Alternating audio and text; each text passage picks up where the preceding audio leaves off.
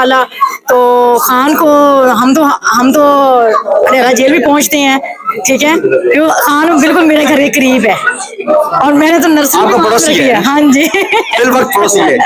अच्छा, आपको इमरान खान के जहाँ इस वक्त कैद है अडयाला में, आपका घर अडयाला के करीब है, शाम के वक्त इमरान खान की स्पेसिफिक आपको ज्यादा याद आती होगी क्योंकि आपका लीडर कैद है, और तो आपको दिल करता होगा इमरान खान की कुछ चीज घर से भिजवाऊं, लेकिन शाम को नहीं। खान साहब तो ऐसे हैं कि वो उस बंदे ने दिल में जगह बनाई हुई है, वो दिल से निकल ही नहीं सकता। याद तो तब आता है ना जिसको हम भूल जाए, वो भूलने वाले हैं ही नहीं है, उन्होंने दिल में जगह बनाई है। और इंशाल्लाह खान साहब को तब तक हमारी जद्दोजहद जारी रहेगी जब तक हम खान साहब को बाहर नहीं निकाल लेते। अच्छा ये बताइएगा कि अभी जलसा यहाँ पे है, वर्कर कमीशन यहाँ पे है, उधर इस्लामाबाद में डी चौक को सील कर दिया है, क्या किस चीज का डर है?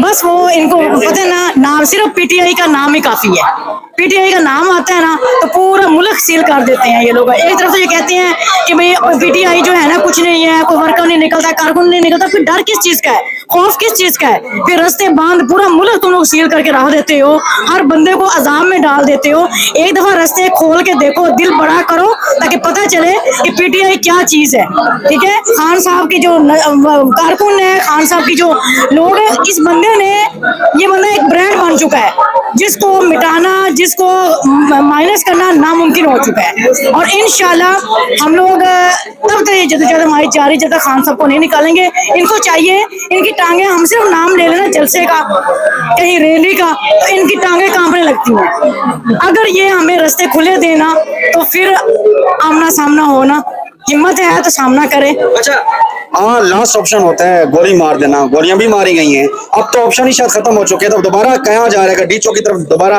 आंख उठा के भी, तो कहते हैं ना कि महबूबा की तरफ आंख उठा के हीरो उसकी आंख निकाल देगा। अब वो गवर्नमेंट कह रही है कि डी चौक का फिर नाम लिया तो आंखें निकाल देंगे, गोली मार देंगे, दोबारा जाओगे? मुल्क इनके बाप का है, मुल्क हमारा है, मुल्क अवाम का है, और ये मुल्क हमारा है तो हम इनसे लेके छोड़ेंगे, ठीक है। मुल्क ये अपने बाप के जहेज, अपनी माँ के जहेज में नहीं लेके आए, ये मुल्क हमारा है, आम अवाम का है। डी चौक क्या, हम वहाँ पे जाके दिखाएंगे। और इंशाल्लाह हर दफा गए, लास्ट टाइम भी गए थे, अभी दोबारा खान ने जिस दिन हमें कॉल दी, जिस दिन खान ने कहा उस दिन हम डी चौक पहुंच के दिखाएंगे। इन्होंने पहले भी कहा था डी चौक दिखाएं, हम पिम्स में भी गए हैं, हम पोली क्लिनिक में भी हैं, हमारे सामने लाशें थी, हमने अपने हाथों से लोगों की लाशें उठाई हैं, हम खुद वहां मौजूद थे, हमारे मोबाइलों में सारे सबूत हैं। वो जो दाढ़ी वाला वो जो बंदर है ना, वो जो सुबह उठे कह रहा था ना कि वहां पे कोई लाश नहीं है, पिम्स बिल्कुल क्लियर है, पोली क्लिनिक बिल्कुल क्लियर है, मेरे सामने है, मैं उसको जवाब दूं कि वहां पे क्या कुछ था, ठीक है। अच्छा, आपने देखी लाशें देखी, जब आपने देखा हुआ तो सनसनी फैली हुई थी, हर अफरा तफरी थी, हू का आलम था, अपनी हर बंदा अपनी जान बचाने के लिए चीखो पुकार था, हमने भी सुना, क्या जज्बात थे, क्या लग रहा था? उसमें आपका भी बच्चा भी हो सकता था, हर बच्चा ऐसा जैसा आपका बच्चा हो। गोली लग सकती थी, हम लोग जहाँ पे थे ना, जिस टाइम हम लोग वहाँ पे थे तो हमें भी लग सकती थी, लेकिन एक जज्बा लेके निकले थे, घर वालों को कह के आए थे कि वापस आ गए तो ठीक है, ना आए तो कोई बात नहीं। ये जज्बा हमारा था, हम जब भी निकलते हैं हम ये कह के निकलते हैं, कोई डर नहीं है, कोई खौफ नहीं है। हाँ, उस दिन जब इन्होंने बेगुनाह लोगों पे गोली चलाई है, उसका खून हम कभी नहीं माफ करेंगे। हम खुद 3 दिन तक बहुत पैनिक रहे, लेकिन हमने हिम्मत नहीं हारी। हम लोग ने यहाँ तक था कि लगता था कि जैसे हम लोग खत्म हो जाएंगे, लेकिन नहीं, उस चीज ने हमें और जज्बा दिया है। अब हम उन अपने भाइयों का, अपने बाप का, अपने बेटों का खून का बदला लेके छोड़ेंगे, कभी भी इनको माफ नहीं करेंगे। जो जिन माओं के बच्चे उन्होंने जो है कब्रों में उतार दिए, जिनके बीवियों के खमद उन्होंने कब्रों में उतारे, जिन बहनों के भाई कब्रों में उतार दिए, उनके लिए क्या जज्बा रखती हैं, कैसी फीलिंग है आपकी? हम लोग मलिक अदरीस के घर गए, उनके जज्बे देख के, उनकी बेटी का, उनकी बीवी का हमें और हिम्मत मिली, हमें और हौसला मिला।